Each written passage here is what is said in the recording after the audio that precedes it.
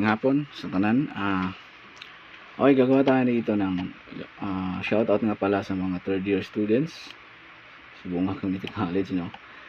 Free elective. Okay, paggawa sila ng sample dito. Ayan, sample ng messy background into plain background. So, ang ginagawa ko dito,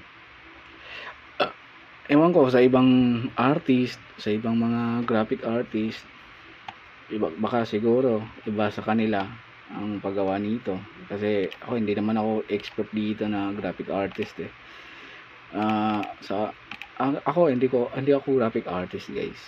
So ang akin lang is ito, kapag gumagawa ako ng jersey design, yun yung ginagawa ko din.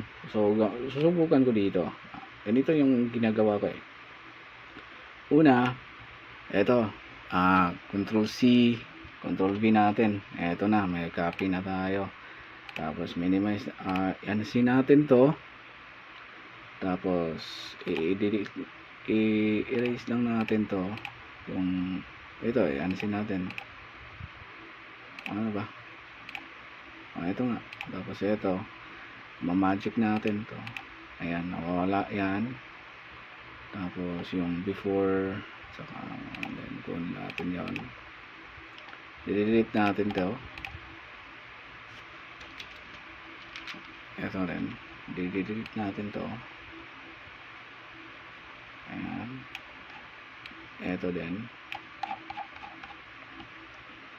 ito din, ganyan. Tapos gagawin natin, pag sino yan, back to na, ganyan na. Balik ulit, kukunin na naman natin yung isa pa. Ito. Tapos Control C, Control V lang para paste. Ito yung layer 2. Ayan, layer 2. Ayan, si layer 2. Ang gagawin natin kay layer 2, it's gonna be, ano ba yan? Lumabas pa. Okay, ang gagawin natin kay layer 2, magic ulit.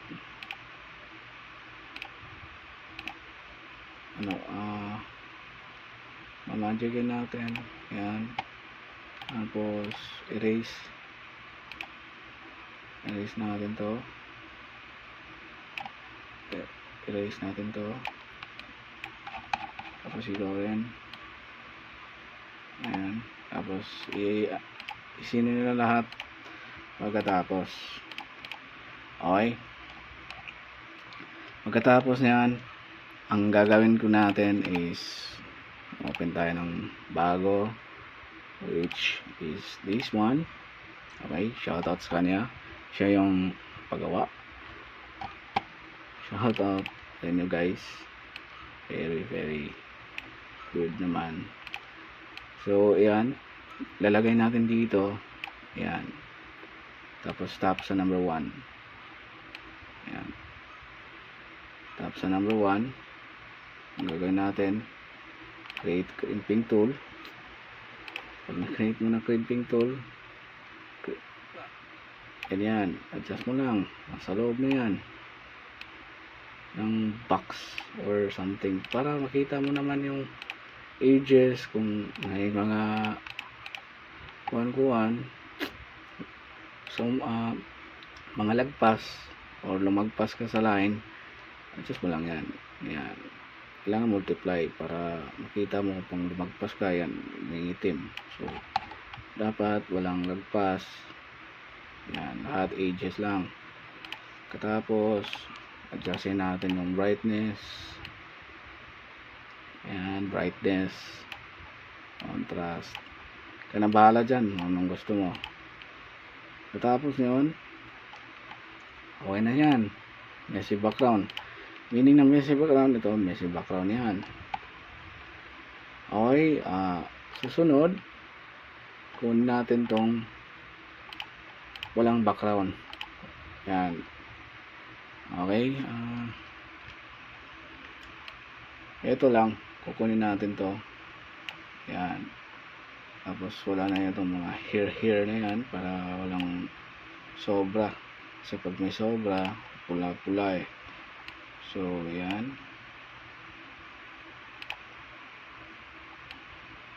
So, yan. Ganyan lang. So, okay na yan. Tapos, ganyan. Tapos, ito. Ay, ata to. So, ganyan lang. Kunin natin to. Ito na to. Lagay natin sa kabila. Tapos, i-down natin. Punta natin kay 2. Para naman siya kay 2 eh. So, para nasa sa loob dito, ulit, clipping mask. Ayan, clipping mask. Adjust mo lang. Tapos, multiply mo para makita mo rin yung edges kung ano ba. Ito, sobra guys. So, ayan. May mga excess, makikita mo yun eh. So, ayan. So, doon lang tayo sa edges talaga kukuha ng ayan. Tapos, gawan natin ng roller para pantay yung dalawang pictures. Tapos, yung brightness, yung contrast, ano rin bahala dyan. Tapos yung medyo pula-pula, diba may mga pula-pula, so gawin natin, kunin natin yan. Ito, kunin natin this one, kunin natin to.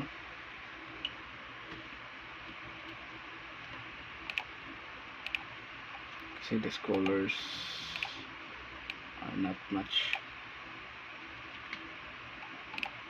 So,